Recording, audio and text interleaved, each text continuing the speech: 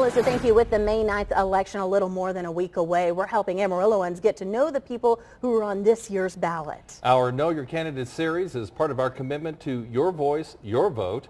ABC 7's David Grasso-Ortega is here with details on 3 more candidates who want to be on the Amarillo City Council. David?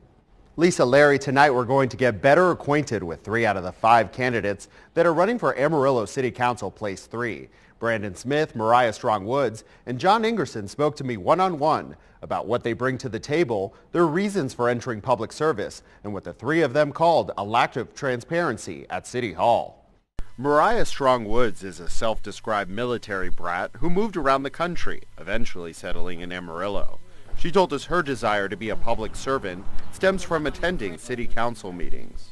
And it just really hit me that my voice, your voice, our voices here in Amarillo have very little impact on the decisions that the city council makes concerning the spending of our tax dollars. Brandon Smith is an Amarillo native who returned following his military service. I was born and raised here in Amarillo, Texas. Just grew up here, went to Tascosa, graduated here, and went to the Navy after that, and spent 10 years doing that. Moved back home a little while after that. John Ingerson has called Amarillo home for decades. While he loves golf, he's especially passionate about his family. First thing I like to tell everybody is I have an incredible wife. I have 2 kids that I'm insanely proud of. I believe I have an uncommon amount of common sense. My faith is probably my prized possession.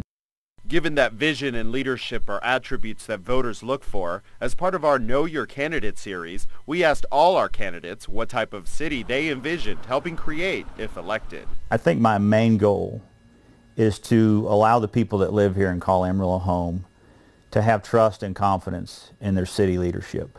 I want to see a vibrant community that people want to come and see. I believe that the city manager and the assistant city manager, they all need to be held accountable for a lot of these things that are going on in this city. We also asked these candidates running for Place 3 to weigh in on transparency at the city. These 3 agreed. The city isn't operating in the sunshine. As far as the city of Amarillo, lately it seems like they've been very much in the dark with the way they're doing business. They're very quiet about it. Being elected, I would come in there and basically just open the door. We don't do a very good job of communicating, and I think we need to improve. I think the city gets out in front, but they forget that you got to bring the people along that are going to pay.